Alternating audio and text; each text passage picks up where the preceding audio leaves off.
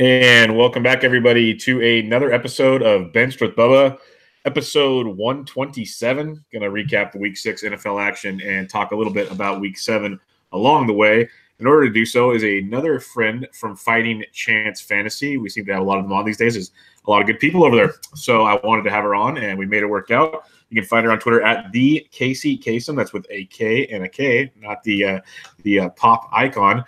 But Kacey, how we doing? Oh, wonderful, wonderful. Thanks. Thanks. I bet you've never heard that one before. Sorry. Never, ever. That's pretty much why my name is the way it is. It's not my real name, so, a nickname sticks, and you just go with it. I was wondering. I was like, wow, did you really get called Kacey, like named Kacey Kasem with 2 Ks? That's impressive. Can you imagine what my parents were thinking if they named me that? No. Yeah, they would. They must have had quite the adventurous time of their life. That's all I have to say. Yeah, right. But hey, more power to them. A couple questions before we get started.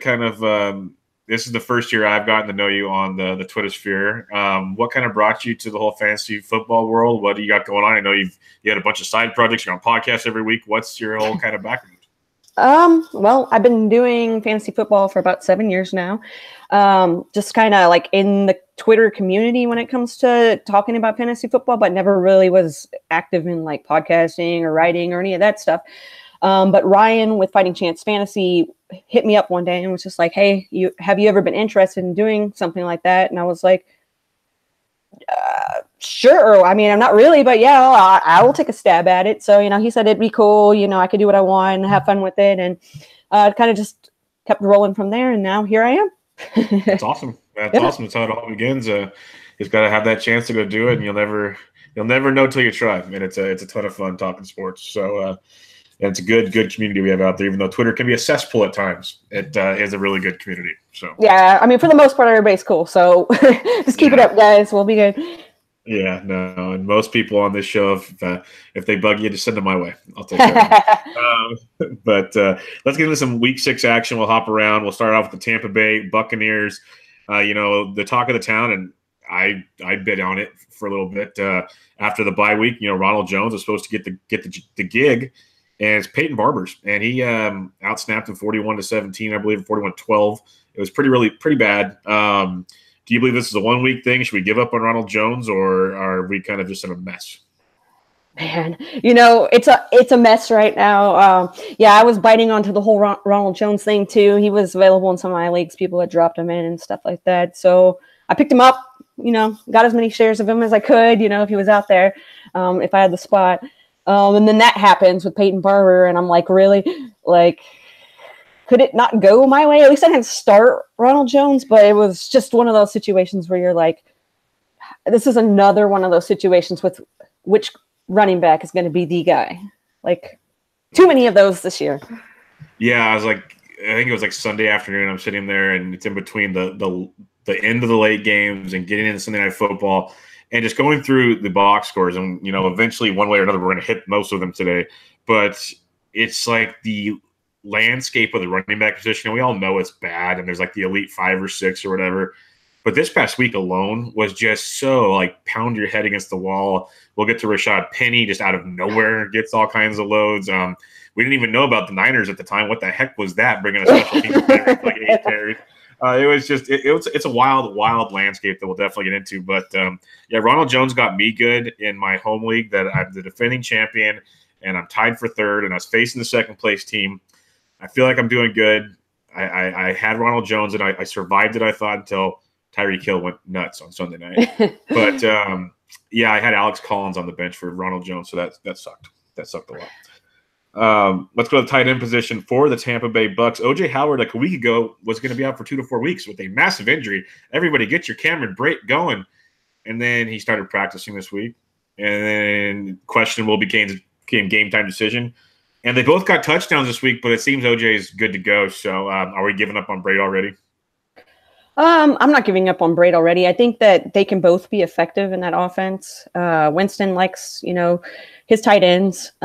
He had a good connection with Brate last year, so I don't see why that couldn't be the case going forward. I do like O.J. Howard a little bit better than I like Cameron Brate, but I did a streaming article earlier today on tight ends, and I had both of them in the article because I feel like they're both putting up at least decent numbers with the way the tight end landscape is right now. You kind of just have to like take what you're given, and both those guys have put up points, so why not? Yeah, I don't hate that because, they're not going to both score touchdowns every week, but in the landscape it is, especially in the PPR league, there's chances they both get double digit a lot of weeks just based on volume alone, like you're saying. And Winston, unlike Fitzpatrick looks more downfield and like to his big play guys, where you're right. Winston likes that kind of safety valve, the 8 to 12 yard type target situation there. That could be interesting. And Brait was his guy. So that'll be a very interesting to keep in mind. And yes, the tight end position, I was doing waiver wire stuff before we started recording, and I clicked on one league that has rather deep benches, which kind of stinks for waiver wire use. But I clicked on tight end just out of curiosity, and I clicked the defense really quick because it was just like, what the heck? What is going on here? I've been racking my brain because I do the tight end streamers every week, and every week I feel like I give the wrong advice on that because it's like a crapshoot. You don't know. You flip a coin. So I try to like at least say, look, based on past experiences, both these guys can get you points. So try. Yeah. Like by week 8 or 7, or we come on week 7 now. Like really, if there's anybody out there that is not because of a random injury that just popped up, I want to join your league. Let me know where the sign up form is. So that's pretty crazy. Let's go to the Atlanta Falcons. News broke today, and it really made me angry. Really made me angry because I took a draft pick on this guy. But Devontae Freeman, who, we knew he was hurt, but it seemed like all reports were he was going to play. Then he's hurt a little bit. It's not that serious. Apparently it is darn serious because he's out for the rest of the year. He's on the IR. And we already had a question after this weekend of Tevin Coleman versus Ito Smith. Tevin Coleman out-snapped him, but not by a ton. It was almost neck and neck. Ito Smith's getting a lot of the red zone love. Now that Freeman's completely out of the picture, and it's just those two, how are you evaluating Atlanta? And if you are looking at Ito Smith, how do you prioritize him in FAB this week? Because I've seen anywhere between he's must-add, go all in. I've seen, okay, he's good, but don't go crazy. Yeah, I really like Ito Smith. I was suggesting him last week, grab him now because if he's out there, get him. And he's still out there in a lot of leagues.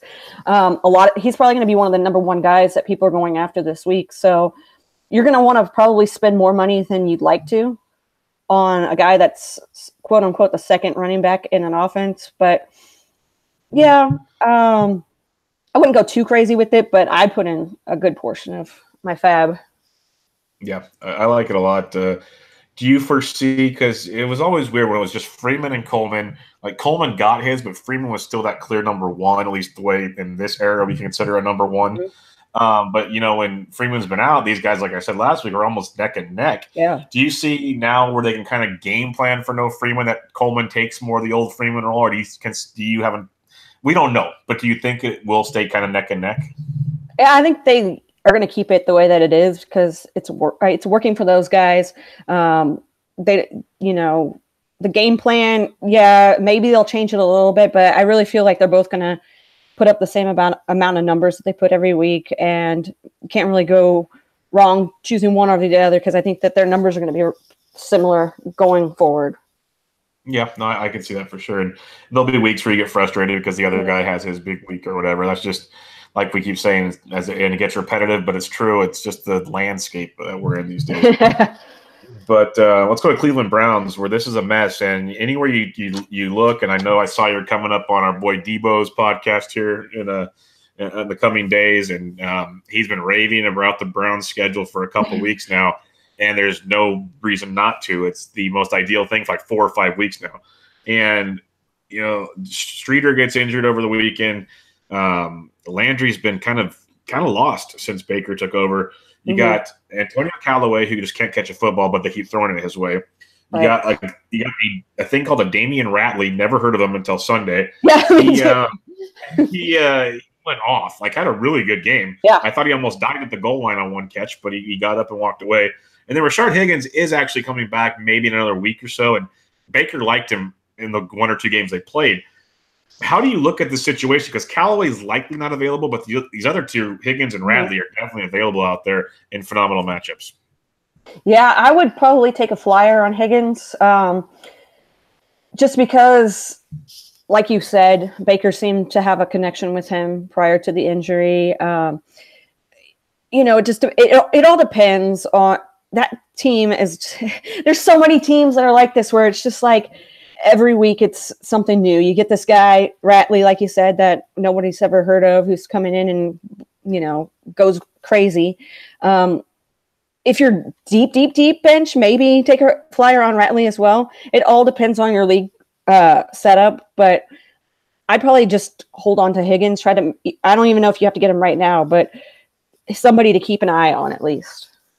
Yeah, the way I treat a guy like Higgins, just because he's hurt, is don't go out there on the fab. Like, wait till your fab's over to get the free agent pickups. Like, grab him at the end of the week when your lineup's set, and you're like, okay, this guy might not be important to me, or hey, he's kind of a wishy-washy guy in my lineup. He's going to have a bye week. Okay, I can drop him for a Higgins. Stuff like that. But it's interesting because I just have this weird feeling, and I don't want to pick up Ratley anywhere. I just have this weird feeling he's going to have another big week just because that's what happens, and he's got a phenomenal matchup, so here it comes. And it was weird. So hard. Yeah, it's crazy. And I was looking at the airyards.com earlier today, kind of going over each team real quickly to see how the distribution kind of went out. And between Landry, Callaway, and Ratley, they almost got the same amount of targets. They were all just like within one or two of each other. They spread it out perfectly, but tilting. And Ratley might be one of those guys that doesn't get picked up this week either, just because of how many wide receivers there are that are out there that have been putting up good numbers. Maybe you give him an extra week just to see how things go and then determine whether or not you really want to take a flyer on him or not. Yeah, I like that. Just because if he's got a starting role in this offense that is going to spread it out, he at least has to be on the radar, I'd say. Seattle Seahawks. Now, this was fun because I finally got to see my pick, Doug Baldwin, do something, but that's 1 week. I'll hold my breath for a later date and time. The real question is the backfield situation, where it seemed like Chris Carson was the lead guy with Mike Davis getting a heavy workload. Carson still got his. He had a touchdown called back because of a false start. But the real story, and more so in the second half of that game, Rashad Penny got in and did very, very well. Are we thinking maybe finally the second-round pick has his time to shine? Maybe that's one. That is probably. Probably, maybe, kind of, sort of. We don't really know. All I know is my girlfriend drafted him in one of our leagues because our dog's name is Penny. That's why she drafted him, and she dropped him. And now she's mad at me because I told her that, like, hey, I don't really think he's like. There's too many, There's too many guys there to feed them all. And so there's that. It's going to be one of those frustrating situations all year where you're like, Mike Davis. I had Mike Davis like in so many spots because whatever, a couple of games here, a couple of games there, sprinkle it in here, sprinkle it in here. Yeah. And that's just how it's been since Lynch left. It's just such a toss-up as to who's going to be the guy. Hopefully Penny can get – they spent that draft capital on him. Hopefully they can actually use him like they should. So we'll see, I guess.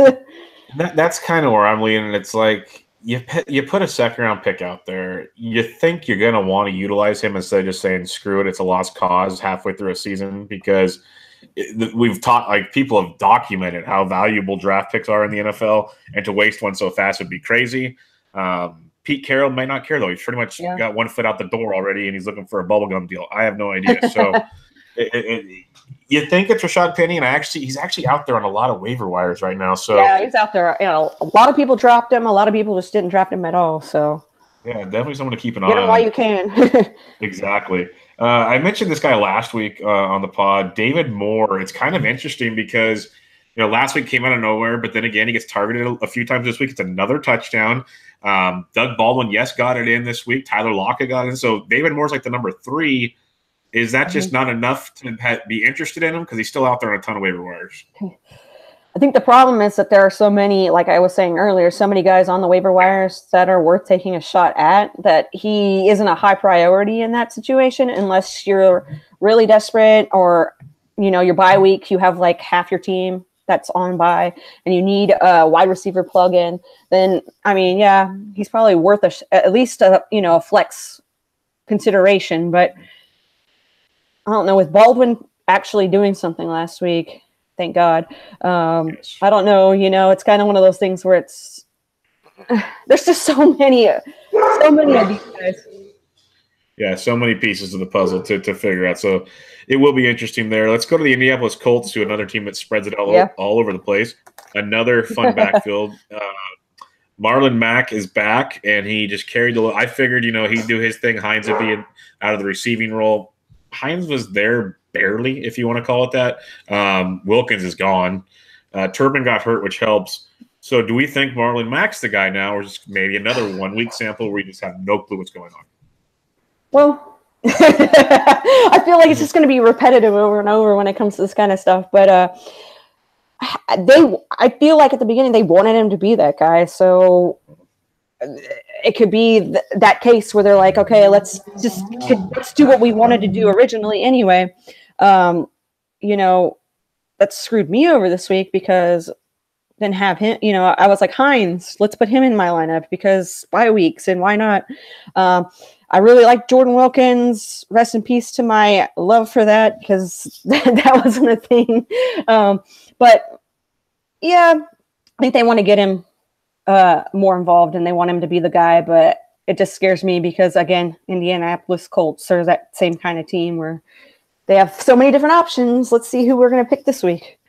Yeah, and I agree with what you're saying there. I think Mack is the guy they wanted all along. I think Hines was supposed to kind of be that change of pace, receiving guy possibly. So I do think they'll try to stick it out with Mack. They can't have Andrew Luck continue to throw the ball this much. It's just not healthy for anyone, especially a guy that apparently can't throw the ball really 40 yards down the field. So something's still not all right there. Nope. I could see Mack getting you 15 to 20 carries almost every week, as long as given Turbin needs to stay out of the way.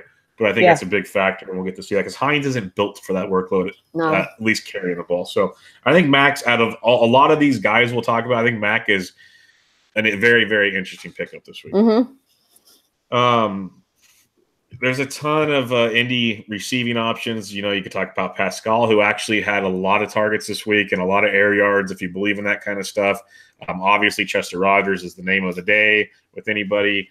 Is there anything else you're really looking at there in Indianapolis on what could possibly be on the free agent wire? I mean, Chester Rogers is probably the guy that me plus a million other guys and gals have their eyes on if they don't already have them on their team. It's all these teams you're talking about right now. It's just so crazy with how many guys and what's going on. I know Ebron has been a guy. He's actually available in a little bit of leagues, which is crazy to me. So if he is available, I'd pick him up. But Andrew Luck is just getting it to the guy who he can get it to. Like we were talking about he doesn't need to be throwing it as much. And some of these guys that no name guys because T.Y. Hilton's out, they're getting the chance to step up and have that opportunity. Both the guys you stated, I can see having those big games. It's just boom or bust. Like you put him in your lineup and he's going to give you 2 points and then you take him out and he's going to get you 15, 20 points on your bench. So just the law of fantasy football. So yeah, especially in this world because, like you said, we keep talking about it, there's so many of these guys and there's so many options. And it's like, if you have the number ones on these teams, you're good to go. But then after number ones, it's like such a mess. And then in some teams we talked about, there really isn't a clear number one. Like the Colts don't have a clear number one. It's like maybe Eric Ebron's their number one. Crazy. Like there's looking like it right now. Yeah, so it is going to be one of those weeks you just kind of play it as it goes and cross your fingers. New York Jets, they do have a very interesting receiver situation now. Quincy Enunwa's going to probably be out at least 3 to 4 weeks with his high ankle sprain. Re-enter, I should say, Jermaine Kearse, who stepped in at over 10 targets, had a big week. And in years past, given Sam Darnold was not there, he was that PPR gold with in the past with Josh McCown. Do you look to go to a guy like Kearse on your waiver wire this week? I do. In a couple of my leagues that are kind of larger leagues, he's probably the best available option for me out there. And I think that he's going to be the best available option for a lot of people. I feel comfortable with him in that role. And I feel comfortable. I mean, we've seen it before from him. And I think that he can come into the situation and make the best of it. So, yeah, I think I would actually, if you really were in a need of a wide receiver for this week, especially, I'd just go out and try to get a hold of him off your waivers. And I'll do this as we start talking with more and more guys. But I'll start comparing guys for free agent ideas for the week. Would you rather have a Jermaine Kearse or a Chester Rogers? I think I'd rather have Kearse because I think he's going to get Anuno's share of the targets. I don't know. It was just 1 week of seeing him burst out like that, but I don't know. I think I feel more comfortable with him. I agree with you there. What about Jermaine Kearse or Chris Godwin at Tampa Bay? You're making me think here. I think I'd probably still go Kearse. Yeah, I think he's in for a really good role. I think he's going to slide right into that Quincy role, like you said. Yeah. So here's hoping. Yeah, here's hoping. Exactly. Houston Texans.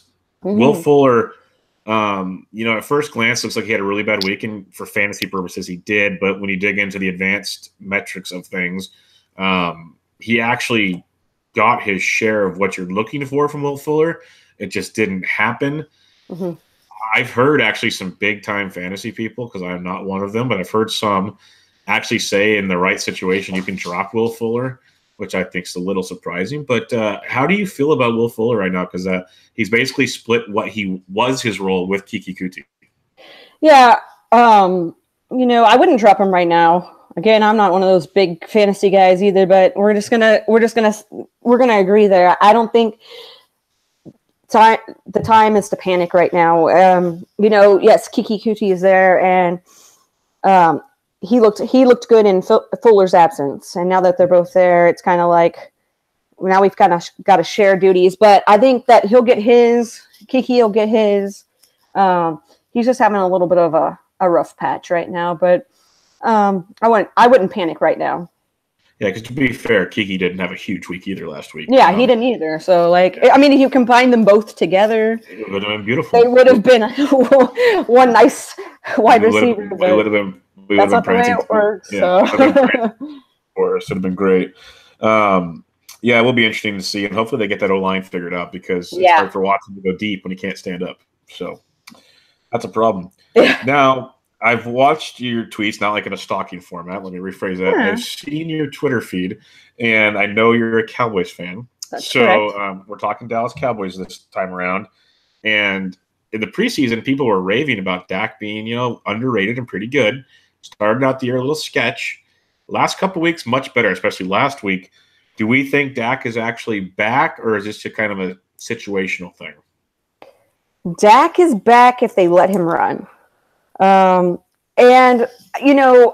been probably the biggest hater on Dak, partially because of my love for Tony Romo, partially just because we had that 2016 season where he looked amazing, and then he's just not been up to that standard ever since. If they let him air it out to Beasley, if they let him get it to Jeff Swaim, if they can continue to do the things, if the coaching staff can get it together and continue, because it's like, we're at home, we do awesome. We're on the road, let's suck. Like, I went to the Houston game when they played Houston and went into overtime, and I was like, me and all the Houston fans sitting next to me were like, both of our teams suck. So, if they can get it together, then yeah, Dak will be back. But if he can't, if they revert back to same old, throwing it over Cole Beasley's head when Cole Beasley's 5'6" and he's not 8 feet tall, then That was my next question with him, because I agree Dak needs to run. It is really weird Jason Garrett's play calling has been bizarre forever, but that's another topic for another day. Cole Beasley gets his last week, and it seemed like, you listened to all the pregame stuff or preseason stuff, and Dak and Cole had a rapport. They liked each other a lot. It seemed like coming into the season that Cole could be kind of that, later round flyer in a PPR league. Then it really never materialized. But again, we kind of go back to it really hasn't materialized for the offense this year. Yeah. We just saw what he did. Obviously, he had a very nice week against the Jags defense. It's still pretty good. Is this something that going forward we might be seeing more often, or are we still back to what's Jason Garrett going to do on a week-to-week basis? If they're smart, it'll be a thing that we see going forward. Prior to the season, I wrote an article about how I thought Cole Beasley was going to be the number one guy there and a late round flyer, and I have him still on some of my rosters. I started him last week because of bye weeks, and it worked out well for me. But that's it hasn't worked out other times that you plug him into your lineup. But they have a really good rapport, and in 2016, you saw that. You saw how Cole Beasley went from this guy who was just kind of like mediocre to like this crazy talent on the Dallas Cowboys, and that was that whole season with Dak, and Dak being the amazing quarterback. So if he can continue to hit Cole Beasley, and Cole Beasley can continue to use his speed, that. I think it's going to be a thing. I think it'll be a thing. I think Jason Garrett knows that he's coaching for his job. There was this whole rumor that he was going to get an extension soon, and then Jerry Jones was like, "No, I never said that." And the reporter who's saying that, I would never. I respect the reporter who said that, but I've never told anybody that. And you can't trust Jerry Jones that much. But Jerry Jones did say last week that Dak was going to get to run the ball more, and we saw what happened. So maybe he's coming around, and so we'll see. That would be nice if that was the case. Just for fun, kind of an off-the-topic question here, but it involves the Cowboys. Yeah. What do you think's going on with Dez Bryant right now? Dez Bryant, in my opinion, is living the good life, and he keeps saying that he's going to sign soon. He's going to sign soon, and it's all in his court. And it's all in his court. I think that's just for him to save face. I think he's living the good life, and more power to him. Whatever, you got the money and you got the time, and you want to sit there and you want to spout out at things during games every weekend, and more power to you, dude. I was the type of person who really wanted him to stay with the Cowboys, and I understand everything that was going on and that he hasn't been his same old self for a while, but I think he's living the good life. He's got the money to do it. That's for darn sure. Hopefully. I mean, who knows? He could go out and buy another monkey named Dallas. And he's got like 6 other ones in the bag. But for now, that could be a problem. Let's go to South Beach. The Miami Dolphins shocked. Yeah, I'm a Dolphins fan, and they shocked me. I literally thought that was going to be a butt kicking up and down the field. Oh yeah. I didn't even really care about tuning into the game. And they got it done because apparently it's Brocktober, which when I saw he was starting, I wanted to just vomit. But he's 3-0 in his career against the Bears, so that's good. Yeah. Sadly, I think he's better than Tannehill. Yeah. But Albert Wilson had a big game. He's had a couple big games. He's kind of a boomer busty type guy. But he's also one of the top options in their offense. So are we looking at Albert Wilson, or is he another one of those kind of, I don't know, guys? I mean, you can keep it. You can keep your eye on him. You can put your feelers out for him. You could probably keep him on your bench and hold off a little bit to see how the quarterback situation plays out and how the targets go and how everything. I was big on Kenny Stills going into the season, and now we've got this whole bird alert thing going on. And I like it. I like Albert Wilson, and I think the change of scenery has been good for him. And with Brocktober and everything that we're talking about here, I think he had to step his game up. He's like, I got the opportunity, and now I need to step it up. They had that whole statistic about Dak versus Brock and how their numbers have all been similar. So they both decided to have really big games last weekend. So Albert Wilson's probably a guy to just keep your feelers out on. Would you rather have Chester Rogers or Albert Wilson? I think I'd rather have Chester Rogers. Because I like Luck better than I like the quarterback situation. That's very fair. It's very, very fair. In Miami, also, the running back situation is kind of a mess. Frank Gore, Kenyon Drake. Do you care about any one of those guys? Okay. Frank Gore. Frank Gore has been probably everybody's favorite guy for the last 27 years. He's been in like the a great NFL. person. Yes. Yeah, he's got every year he seems to like roll back time and do his thing. I actually still have him rostered on a couple of my lineups. Like, you know, I took him at the with like a last pick and haven't been able to drop him because I'm like, there's not really that much out there to drop him for. And now he's surprisingly getting work that no one could have expected. You might want to just keep an eye on him. I mean, you could be like me and just keep him on your bench for a little bit. And then if you're in a dire situation where it's play him or play a guy who is injured or something like that, of course you're going to play Frank Gore. He just looks he's 35 or whatever, and he looks like, you know, some of these younger guys out there, which is crazy to me. He doesn't have the same step that he used to, but dude's a beast. So just kind of one of those guys that you're not going to start him every week, but if you have to plug him in, put him in your flex and hope for the best. Yeah, it's pretty wild that he's actually producing the way he's producing. I'm flabbergasted because I love Kenyon Drake coming in this year. Yeah. I have no idea what the heck's going on down there. I have zero clue. Isn't that how it is with the Dolphins coaching situation anyway? They don't know how to use their running backs.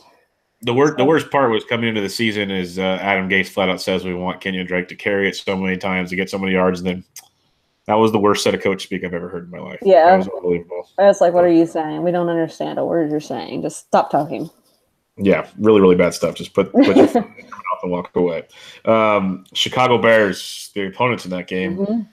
Jordan Howard is not good at the moment because his workload, Grant Barfield tweeted out today, like his decrease in percentage of snaps, like week and week and week.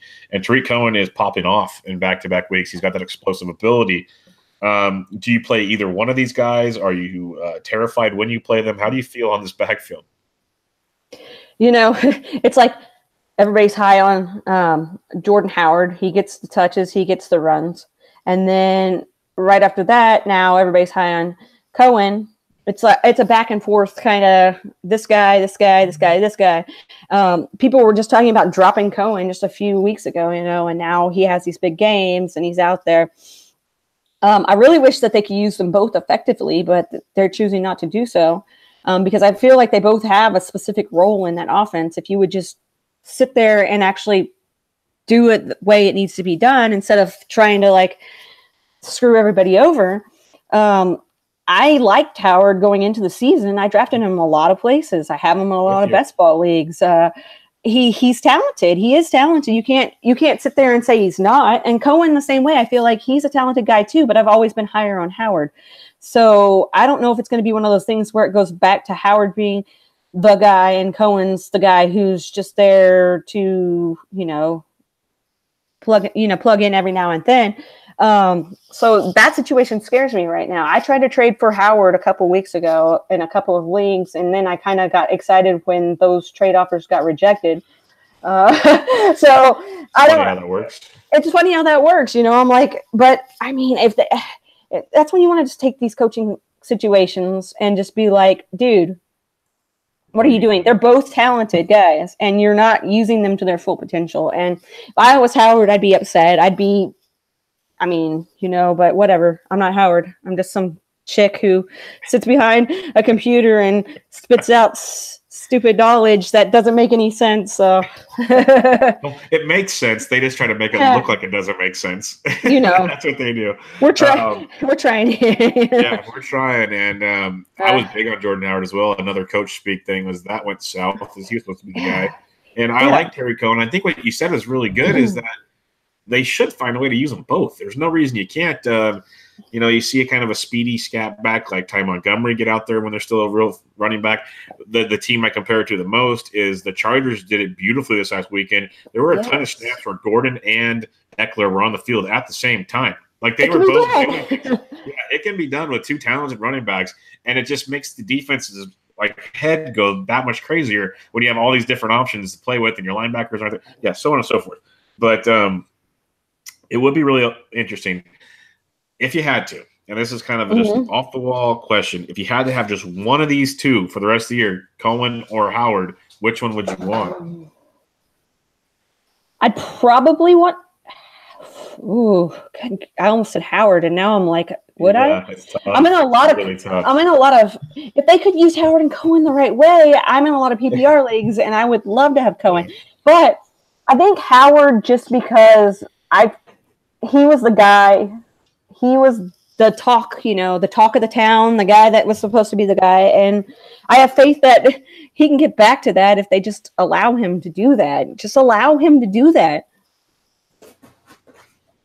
Yeah, the weird thing is I'm still trusting the Howard side of it, just for the fact, if you look at the snap counts and the actual touches, Cohen did it last week, I think, on 12 touches. So he just went off and takes advantage of it because that's his explosive nature. But there's so many games you'll see explosive nature like that, and 12 goes for 35 yards and nothing. So it's tough. It's really, really tough. And it's hard to drop a guy like Howard who you picked up in the draft third round or something, second round. The receiving situation, there's only 3 real receivers there, which is nice. Anthony Miller, Allen Robertson, and Taylor Gabriel, who great week before the bye. When Anthony Miller was out, Anthony Miller's back. Gabriel goes off again. Are we believing in Taylor Gabriel as a pretty viable, maybe wide receiver 2-ish guy? I am. I have a feeling about him. I know that's not anything statistically sound here to be like, I have a feeling in him, but that's the best analysis, though. That's what I've only in recent years tried to incorporate stats. I was always I watch games, I do this, and you can learn a lot by doing that. So I look at the guys and I'm like, you know what, you look good out there, and And you also get this personal thing. Like, I met him at the fantasy football convention, and he was like the nicest guy. And I'm like, that makes you want to root for, it makes you want to root for a guy. It's like going to see a band, and then they come out afterwards, and you get to take a picture with them. It's the same thing, then you like that person or those people more. I think he's talented, and I think that, in that Chicago with the quarterback play there, you've got to have these guys that you can rely on, and I think he's one of those guys that Trubisky can rely on, get the ball to, and hopefully he'll continue to be that second guy that you can count on. I grabbed him in a few leagues. I know I keep saying that about all these guys, but you kind of have to and just hope for the best. Yeah, I like Taylor Gabriel quite a bit. I think there's a lot to like there. And their offense that seems to be expanding more with Trubisky and everything. I think there's a lot to like there. Baltimore Ravens, their situation's gotten interesting. John Brown was the guy early on. In the last couple of weeks, it's really slowed down. And you're seeing 2 guys burst onto the scene. One, Willie Snead. Take that with a grain of salt, however you choose. But Michael Crabtree has legit interest here. As the last 3 or 4 weeks, it's continued to grow. In the last 2 weeks, he's done really, really well. He's been the most targeted guy on the Ravens. He's almost, now if you look full season number, he's almost matched up with John Brown. It seems like Flacco's got a real interest in Crabtree. And I don't know if you saw the picture. I don't remember who tweeted it out. I should have saved it. It was at the press conference after the game, and Crabtree's at the podium, still just, got his undershirt on and his eye black still on. And Flacco's in the corner just looking at him with dreamy eyes. And someone captioned it, "I wish I liked something as much as Joe Flacco likes Michael Crabtree." So, Amen. What's your thoughts on Crabtree, and if you want Willie Snead too? But I can't trust Willie Snead. No, you've tried to trust Willie Snead multiple times in the past, and it's always one game here is great, and then you get 4 or 5 games that just break your heart. With Crabtree, he's kind of been there before. He's been that guy. He's been the flashy guy, the guy that Derek Carr would target. He's been the guy that has made those big plays. And I think Joe Flacco can see that in him. And Joe Flacco's not having a horrible season. And that's in part to knowing who he can throw that ball to that's going to help out the offense. And Crabtree is his little go-to man. So I think I like him. I wouldn't mind having him on my team. I wouldn't mind if he's out there getting him. If he's not out there, maybe even trying to trade for him just to have that extra insurance at wide receiver. Like we've been stating, there are multiple wide receivers out there that have been doing awesome, but I really like the athleticism of Crabtree, and I really like the connection that he and Joe Flacco have. Hey, let's have some fun with this one. Crabtree or Chester Rogers? Crabtree. Crabtree or Jermaine Kearse? Jermaine Kearse. All right, so this is kind of where we're standing right now. We have Kearse, then Rogers, then Godwin. Does that kind of sound about right? Yeah, that sounds. I mean, I would put all of them in the same clump, but if I needed to put them in an order, that'd probably be the order that I would put them in. Okay, I like that. Definitely some things to go for there. When we're talking running backs, Ito Smith, we already talked about being out there. Rashad Penny is an option. You got the likes of maybe a Ronald Jones or a Peyton Barber, probably Peyton Barber, Marlon Mack. How do you kind of look at that grouping? Like, who do you prefer to go for in those 3 or 4? I think I prefer to try to take a shot on Ito Smith just because you know exactly what you're getting with when you go for Ito Smith. All of those guys are, a toss-up like we've been saying, but also, worth – if you can get them for cheap or you can get them for a decent – don't go out and get crazy with it. But out of all of those guys, I think Ito Smith, in my opinion, has the more set-in role. So you don't have to feel as uncomfortable about starting him every week. All right, so that kind of covers our running backs and wide receivers for Week 7. Let's talk quarterbacks, and there will be some out on the waiver wires for sure. Yeah, for sure. Actually surprised. Heck, Andrew Luck was on a couple of my leagues. I was really surprised by that. But some people dropped him. Yeah. Like the 2 leagues he was available, I had Pat Mahomes. I'm like, okay, well, yeah, I can't do anything there. That really sucks. But if you're looking to stream quarterbacks this week, there could be a ton of different options. People are going to unfortunately say Eli Manning, which I can't stomach. But there will be a lot of different options out there. What are kind of just top of your head? We don't have to look into the numbers, kind of middle-packed guys that you look to target this week. Okay. I have to write a quarterback streaming article soon, and I have a list of guys that I'm like, all of these make me want to throw up. Yeah, I have them written down, but they're not up here anymore, so we're just going to have to go off the top of my head, and I've been drinking, so let's see if I can remember. Let's see if I can remember who I have. So Mitchell Trubisky is one of them. Okay. I don't trust him that much, and I'm not sure I trust him too much this week, but, I mean, the last 2 games have looked non-Trubisky-ish.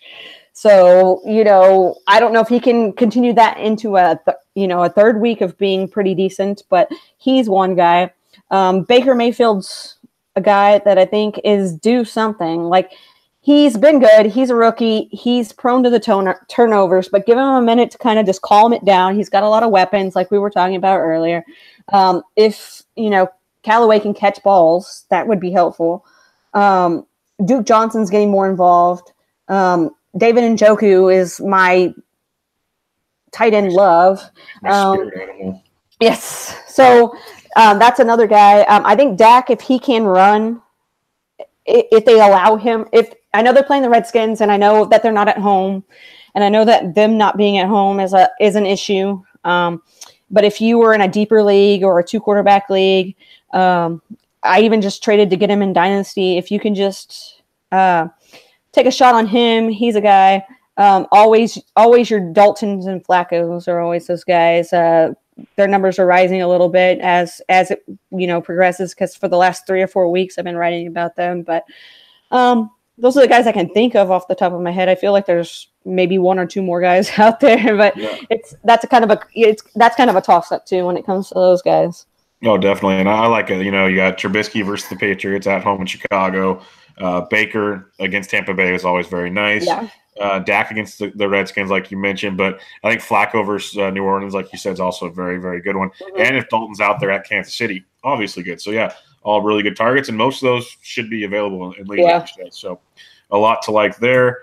We mentioned tight ends garbage, and I want people to read your articles anyway, so I don't want to bring those up. I want them to go to FightingChanceFantasy.com.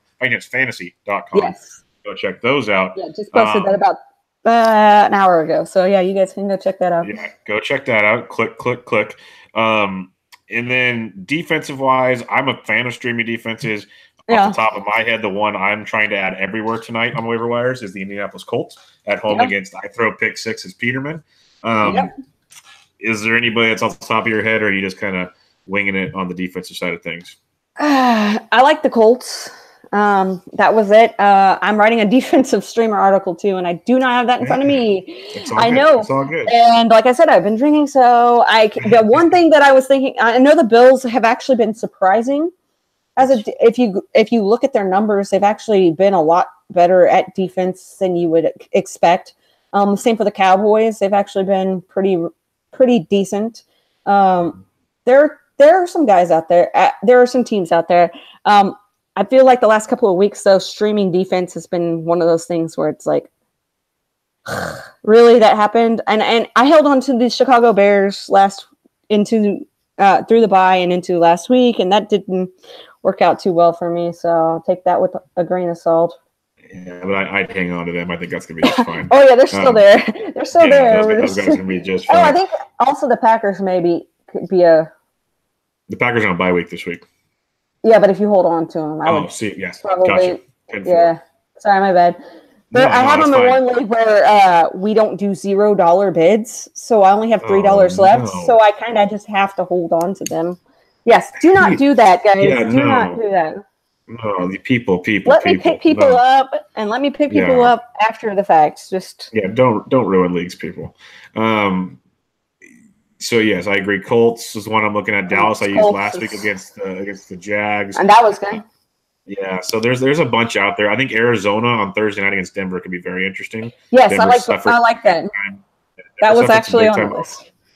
There you go. I think that's a sneaky one because everyone thinks Keenum and Sanders and company, but Arizona at home could be nice. Yeah.